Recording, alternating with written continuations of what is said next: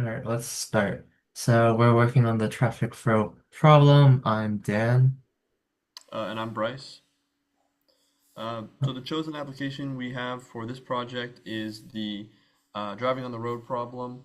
The road, the speed limit's 35, and Rizmi is trying to get to a party that starts at 8. Um, he knows he's going to be late, and he's going to barely have enough time to make the party. And so there's the part of the road is gravel, and on that gravel road, you can only go about a third of the speed limit. We're trying to figure out how, what time he should tell the host that he's going to be at the party. And that's what we're going to try to figure out with some PDEs and initial boundary conditions.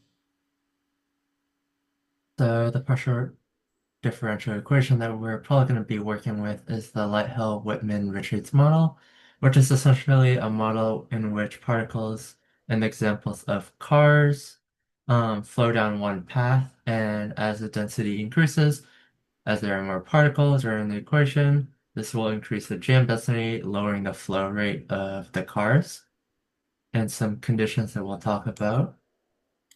Yeah, so we know that the length of the gravel section that Rizmi has to drive is some distance dg, and then the total distance that he has to drive is going to be that dg plus the dp, which I'm calling that distance paved.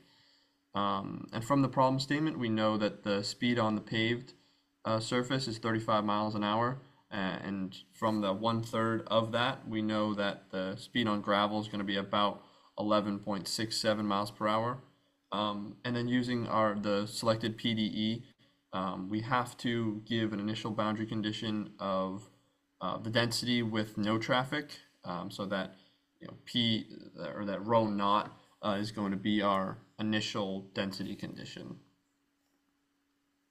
And how does this connect with the question in general? So, since we're trying to find the time it takes to arrive at the final destination, we'll try and use the PDE to know basically the flow rate of the road as um, Rizmi drives on the gravel, and depending on the number of cars, we'll have a delay by X amount of time, with the gravel slowing the cars down even more, lowering the flow rate of the cars. It'll also cause more bumper-to-bumper traffic to the density that is increased.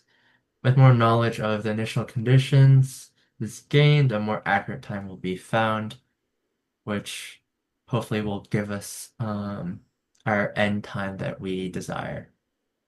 But that's it for our project pitch. Thank you. Thank you.